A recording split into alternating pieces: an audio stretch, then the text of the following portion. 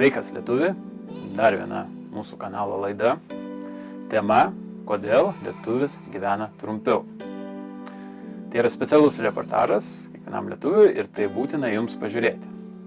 Jeigu dar nežinai, lietuvis gyvena 73 metus vidutiniškai. Lietuvos moteris gyvena 79 metus, vyras gyvena 68 metus.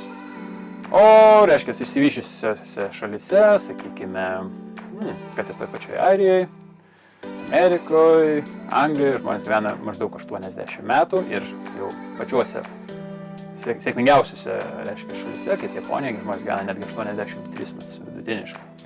Taigi, tarp 73 metų, 80 ir 83 ganėtinai nemažas skirtumas. Ar jūs sutinkat? Ypatingai atsižvelgiant į tai, kad Lietuvos vyras, tarp kitko, ilgaamžiškumu tai net nekvepia, tai trumpa amžiškumas Lietuvos vyras gyvena 68 metus, kas yra apgailėtina. Ta prasme, žmogus praranda 15 metų dėl to, kad gyvena labai nesveikai. Bet jeigu pažiūrėti kai kurias šalis, sakykime, Airija, žmonės gyvena taip pat labai nesveikai ir tie patys vyrai. Kurgi skirtumas, kodėl Lietuvos vyras gyvena 68 metus, na gerai, imkime vidurkį 73 metus ir Airis gyvena vos ne 81 metus. Kurgi yra, reiškia, bėda lietuvių? Didžiausia bėda yra iš tikrųjų mityboje. Negalvokite, kad lietuvis labai daug geria, labai daug rūko, patikėkite, aš buvau Airijoje, aš buvau Anglijoje, aš buvau Amerikoje, žmonės taip pat rūko, žmonės taip pat geria, o šiaip viena labiausiai geriančių šalių yra būtent Airija ir nežiūrint į tai, žmogus čia gyvena tiek ilgai. Taigi, mityba. Ką lietuvis netaip daro? Lietuvio problema, mes neteisingai gaminame maistą. Ir jeigu pažiūrėti, šalis, kurios gamina panašiai kaip Lietuva, Rusija, Ukraina, Baltarusija, Latvija, gyvena visus trumpiau. Ir reikalas yra tame, kad Lietuvoje yra labai populiaru virti daržovės, ypatingai bulves. Išverdate bulves vandenyje, ką darote su vandeniu? Nejaugi jį gersite, žinoma, nupilame lauk, valgysime bulves. Tik tai vienas dalykas, aš jums pasakysiu, kai jūs taip gaminate maistą, taip gaminate daržovės, visos daržovių naudingosios medžiagos lieka vandenį. Bulvėse, nesvarbu, ar tai bus bulvės, ar jūs gaminate tokiu būdu brokolius, ar morkas, ar dar ką nors, reiškia, tos jūsų daržovės neturės kalio, neturės visiškai jokių mineralų, taip pat bus nuplauti, reiškia, visi vandenyje skaidomi vitaminai, vitaminas C, taigi nenustebkite, kad žiemą visi Lietuvoje taip smarkiai serga, influenza ir taip toliau. Taigi, viską nuplovite ir valgote tuščias kalorijas. Čia jau atsižvelgiant į tai, kad lietuvis ir taip labai mažai valgo daržovinio, vaisinio maisto. Ar tai neatrodytų panašu į tragediją? Vieną dalyką jums pasakysiu, jeigu jums trūksta kalio, tai prives prie ankstyvo širdies infarkto. Kalis, kartuosiu dar kartą, tai yra labai svarbus elektrolitas ir be jo jūsų organizmas neveiks. Todėl, jeigu jūs taip mėgstate bulves, prašau, arba ant garų puodo, arba kepkite. Jūs galite pasakyti, taigi kepimas nesveika. Aš tik tais kepu maistą. Aš neverdu, kartais aš darau ant garų puodo, bet aš labai mėgstu keptą maistą. Jeigu jūs naudojate sveikus riebalus, kokosų aliejų, sviestą,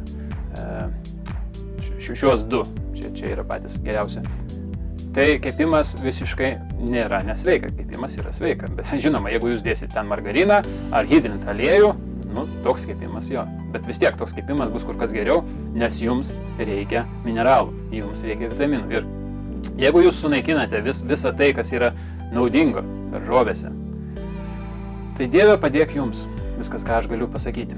Bet tai ne vienintelė problema. Kitas dalykas, lietuviai taip mėgsta viską rauginti, marinuoti ir daro tai ganėtinai kvailių būdu. Nes, sakykime, vasara, pilna mėlynių, pilna uogų, pilna reiškia, braškių ir taip toliau. Ką lietuvis daro? Puiku, prisidarysiu konservų žiemai, užsikonservuosiu. Nuostabu, tik tais po viso to konservavimo, ką jūs darote? Jūs verdate tas uogas. Aš žinau, netgi yra verdami agurkai, kad juos užmarinuoti ir verdama viskas troškinama labai ilgai.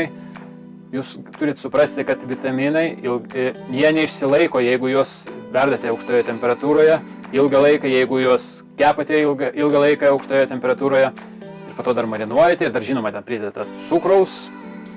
Kas iš to maisto lieka? Jūs valgysite kokią nors uogienę, kur bus jokių vitaminų. Nu, gerai, jeigu tenais dar liks mineralų. Nes mineralai šiaip lieka vandenį, tai jeigu jums užteko proto nenupilti visą tą vandenį, ką virėt, tai mineralų jūs gausite. Bet, žinoma, tai nebus tas pats, kas šviežus produktas. Jeigu norite žiemą pasiturtinti, reiškia, valgyti savo uogas, kurios augo vasarą, ar kažką nuskinyti rudenį, geriausiai yra šaldyti.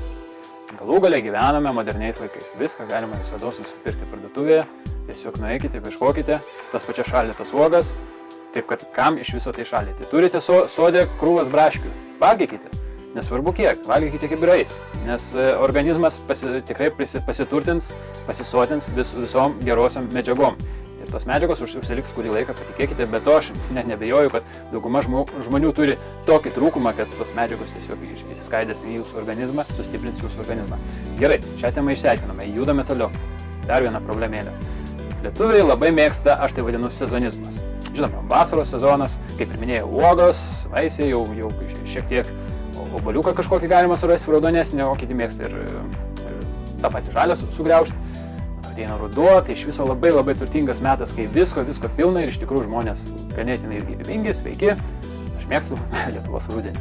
Bet po to ateina netokie jau geri laikai. Ateina žiema, kai šalta ir, aš jums pasakysiu, tai antibiotikų metas. Ką tai reiškia? Lietuvis valgo antibiotikus. Taip. Sezonizmas, mesgi nevalgysim iš svetur kažkokių bananų, ką mes bežionės, ar tenais kažkokių apelsinų čia iš kažkur atvežė, greipfruktų. Šūdas. Ne, mes lietuviai, mes valgysim, kas Lietuvoje auga. Tik kad Lietuvoje nieko neauga žiemą. Žinot, tikrai jo. Ir ką, žmonės valgys tą uogienę, kuri tuščia. Praktiškai ten nėra jokių vitamino C, nieko.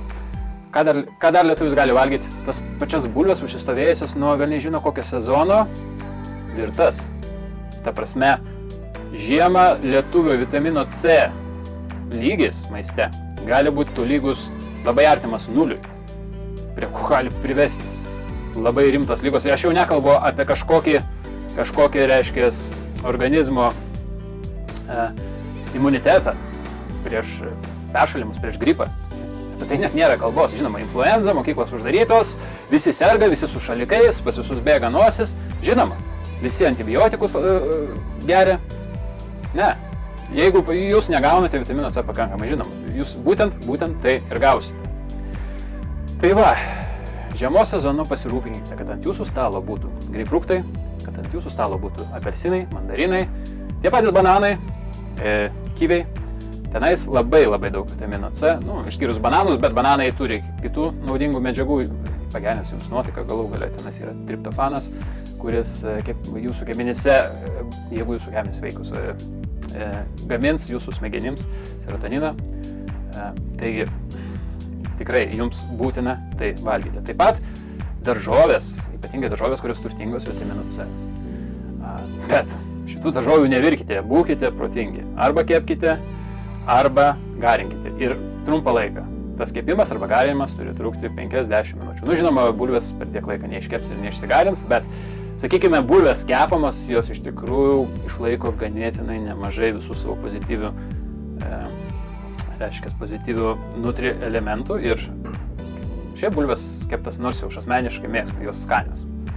O virtų bulvių aš jau nevalgau daug metų, kažkaip tai išsiaiškinau, iš tikrųjų tiek daug literatūrui, tiek daug, netgi per televizorių praneša, nevirkite bulvių. Kaip dasikasti iki lietuvių sąmonės. Aš tikiuosi, ši laida jums padės suprasti, ką jūs darote, o ne taip.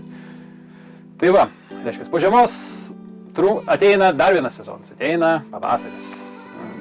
Kuom turtingas pavasaris? Širdies infarktais, žmonės krenta kaip lapai, taip sakant, nes kas, aišku, po žiemos visi tiesiog išbadėja nuo visokių vitaminų, nuo visko, ko įmanoma trūkumo, pavasarį dar viso to nėra ir kas jūsų lauks? Širdies infarktas. Tai va, nedarykite tų klaidų. Sakau, gyvename mes ganėtinai išsivyščiusiuose laikuose ir, reiškia, visko galima rasti parduotuvėse, nueikite, nusipirkite. Gerai, nemėgstate brokolio, bet nejaugi kiviai yra taip jau šlykštu. Nejaugi negalima nusipirkti apelsiną. Įsispauskite šviežiai spaustas sultis, galų gale duokite jas vaikams.